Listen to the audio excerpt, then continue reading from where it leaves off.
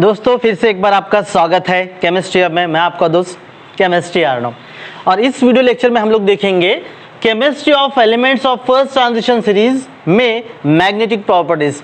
इसके पहले के वीडियो लेक्चर में क्या देखा हम लोगों ने? Oxidation state of these elements of the first transition series. ये जो फर्स्ट ट्रांजिशन सीरीज है कहां से कहां तक? स्कैंडियम से लेकर जिंक तक, है ना। स्कर्टी वक्र मणफेकोनी कजिन।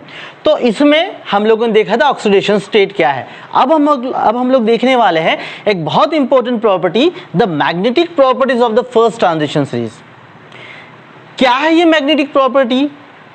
सो मैग्नेटिक प्रॉपर्टी को हम इस तरीके से डिफाइन करेंगे, the behaviour of this first transition series element और its ion in a magnetic field.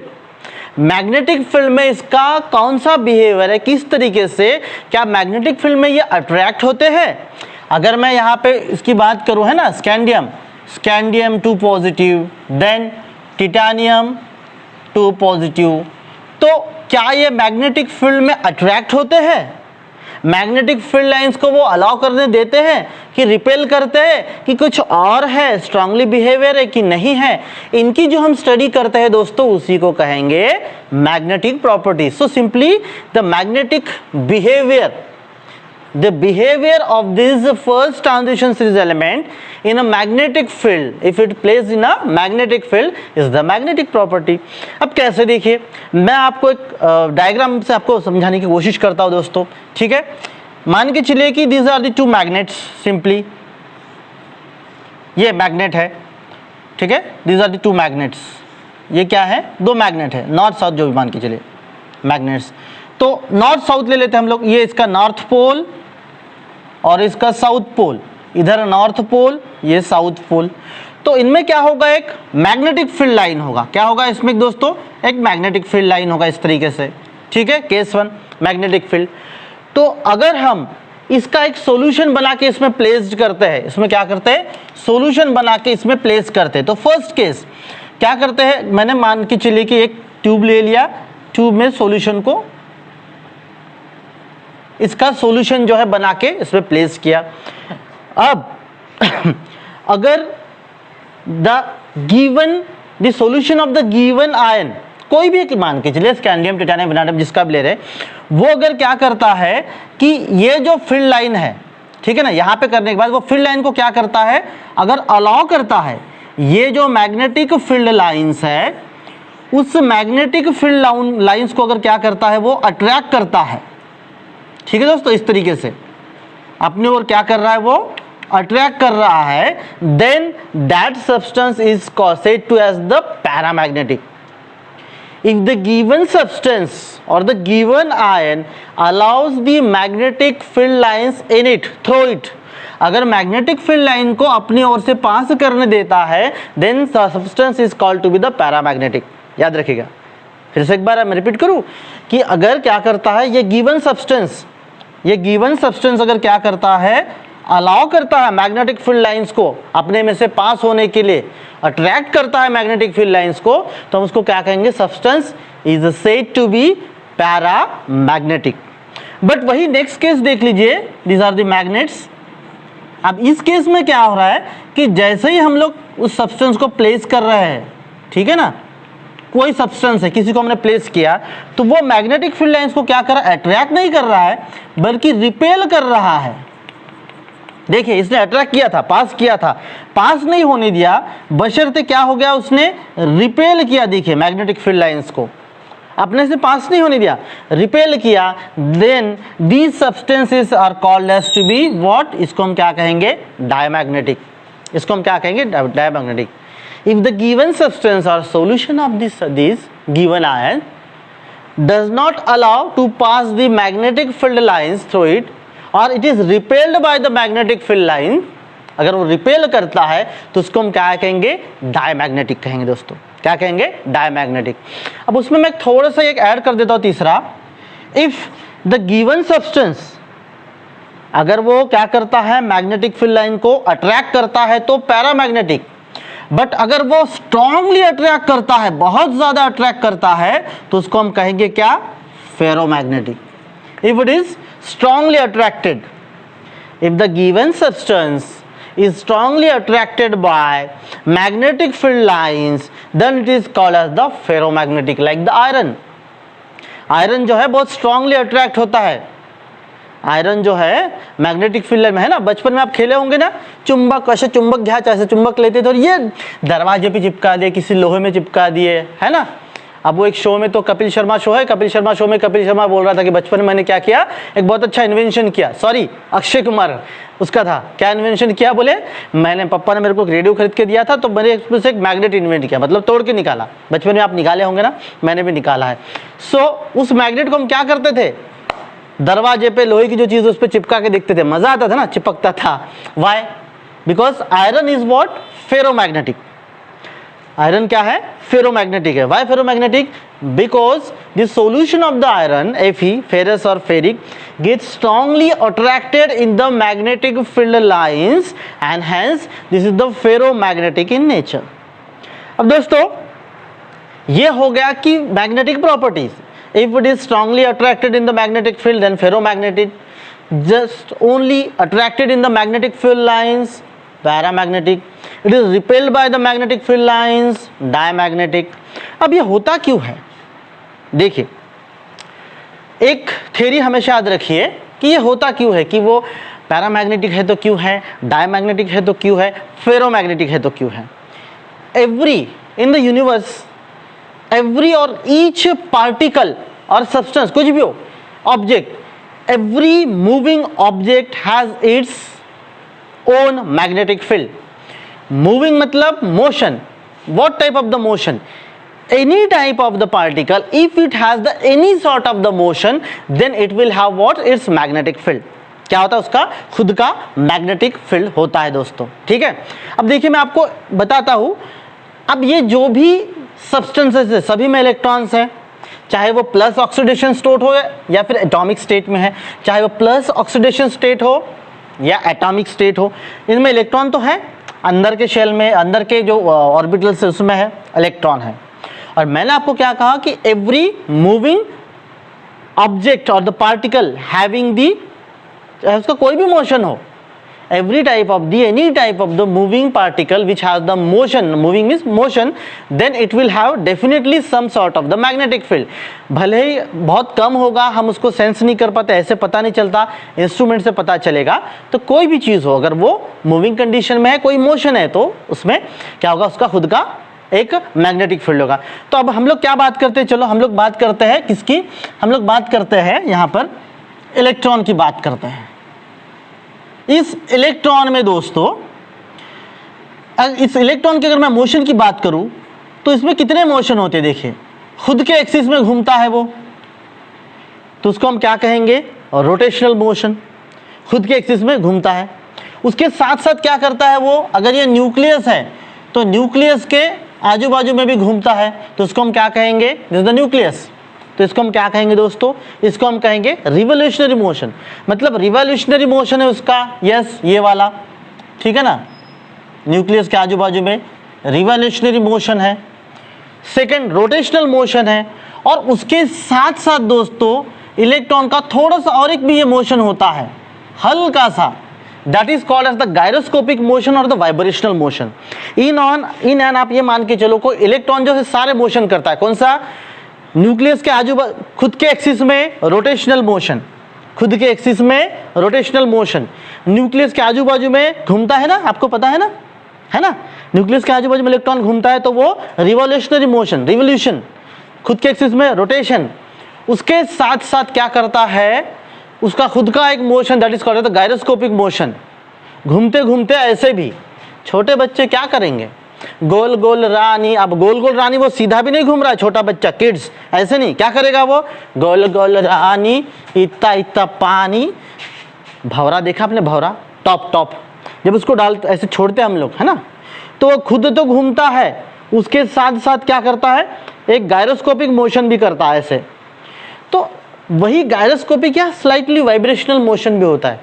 तो मैंने आपको क्या बोला कि जो ऑब्जेक्ट उसका, जिसका कोई, किसी ऑब्जेक्ट का अगर कोई ना कोई थोड़ा तो भी a certain sort or type of the motion is there, then definitely it must have what, the magnetic field। तो इलेक्ट्रॉन को तो इतने सारे मोशन है, revolutionary motion, rotational motion, gyroscopic or the vibrational motion, then electron has its own magnetic field. तो electron का भी क्या है, मैग्नेटिक फील्ड है. तो फिर बट इसमें अब सेकंड चीज, इलेक्ट्रॉन का क्या है, खुद का मैग्नेटिक फील्ड है. लेकिन बात ऐसी आती है कि इलेक्ट्रॉन अगर सिंगल है तो उसका मैग्नेटिक फील्ड जो है वो क्या होगा, वो हमें पता चलेगा या फिर फील्ड में क्या होगा, वो फील्ड में वो आइडेंटिफाई होगा या फिर उसका अप्रोच होगा. मैं क्या बताना चाहता हूँ डियर फ्रेंड्स, क्योंकि मैग्नेटिक फील्ड की बात तो हम बोल चुके हैं कि इलेक्ट्रॉन के बहुत सारे टाइप ऑफ क्या है, मोशन है. तो it has the lot of what और दी लॉट ऑफ फिर बहुत सारा इसका मैग्नेटिक फील्ड है. But magnetic field is directional. Magnetic field is directional, आपको पता होगा. If this is the yes this is the flow of electron way of, then what, this is the force. पता है ना आपको. तो वो क्या है, इसका एक डायरेक्शनल फोर्स होता है. किसका, मैग्नेटिक फील्ड का. तो मैग्नेटिक फील्ड का अगर एक डायरेक्शनल फोर्स है तो एक बात याद रखना, अगर अनपेड है तो उसका जो भी मैग्नेटिक फोर्स है वो मैग्नेटिक फोर्स एग्जिस्ट, वो मैग्नेटिक फोर्स है या मैग्नेटिक फील्ड है. बट अगर वो पेड कंडीशन में है तो क्या होगा, मैग्नेटिक फील्ड जो है वो कैंसिल हो जाएगा. फ्रेंड्स याद रखना है मैग्नेटिक फील्ड. क्यों, वेरी सिंपल. देखो ये एक इलेक्ट्रॉन घूम रहा है, दूसरा इलेक्ट्रॉन हमेशा ऑपोजिट डायरेक्शन में घूमेगा. मैं पहले भी आपको बता चुका, फिर से बता रहा हूं. देखिएगा, जब दो इलेक्ट्रॉन घूम रहे, आप सेम डायरेक्शन में उसको घुमा ही नहीं सकते. क्यों, बहुत ज्यादा फ्रिक्शन होगा. ये देखिए, आप घुमा ही नहीं सकते, फ्रिक्शन होगा.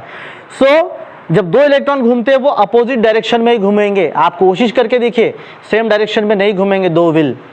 अगर वो दो व्हील अगर अटैच कंडीशन में है, so they must have to spin, rotate in a opposite direction. Opposite direction में ही घूमेंगे वो. तो अगर अपोजिट डायरेक्शन में घूमेंगे तो क्या होगा, yes, magnetic field will be the cancel. उसका जो भी मैग्नेटिक फील्ड है क्या होगा, it will be cancelled. Magnetic field cancel हो जाएगा. तो फिर मैग्नेटिक फील्ड कब मिलेगा, जब कोई अनपेड इलेक्ट्रॉन है. तो याद रखिए, in its electronic configuration, any type of the copper, scandium to zinc, if it has the unpaired electron, at least one unpaired electron, then substance is called to be the paramagnetic. क्योंकि unpaid electron है तो उसका magnetic field है, magnetic field line में वो attracted होगा and the substance is said to be the paramagnetic. मतलब paramagnetic होने के लिए यस उसमें एक तो भी अनपेड इलेक्ट्रॉन होना चाहिए, और अगर एक भी अनपेड इलेक्ट्रॉन नहीं है तो वो diamagnetic. If the given substance does not have any unpaired electron in its electronic configuration, then substance is appeared to be exist to be as a diamagnetic.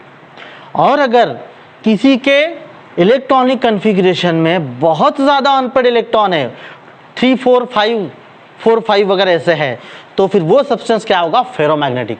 क्योंकि सोचिए ना, 4, 4, 5, 5 अनपेड इलेक्ट्रॉन मतलब क्या होगा, 4, 4, 5, 5 अनपेड इलेक्ट्रॉन मतलब बहुत ज़्यादा magnetic field, and that will be the what, ferromagnetic. जैसे हम Fe की बात करते हैं तो क्या है, Fe की बात करते हैं, मैग्नीज की बात करते हैं, ये क्या होगा, फेरोमैग्नेटिक. वाई, देखिए इनका मैग्नीज का देखिए क्या है, मैग्नीज का 3d5 4s2, मतलब D में इलेक्ट्रॉनिक कन्फिग्रेशन क्या है दोस्तों, 1 2 3 4 5. सो कितने, 5 अनपेड इलेक्ट्रॉन, 1 2 3 4 5. इसका मतलब क्या होगा, ये दिस इज व्हाट, यस क्या होगा, ferromagnetic.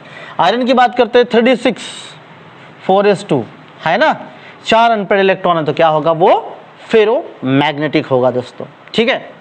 So that is all about what, the paramagnetic, diamagnetic and ferromagnetic. जैसे हम देख चुके हैं. अब हम लोग एक काम करते हैं दोस्तों, एक दो एग्जाम्पल लेते हैं, और ये जो magnetic property, diamagnetic, paramagnetic, ferromagnetic, तो कितना डायमैग्नेटिक, ये फेरोमैग्नेटिक है, ठीक है, आयरन फेरोमैग्नेटिक है, ओके, मैग्नीज फेरोमैग्नेटिक, ओके, कितना है, बहुत सारा, कम, इतनू सा.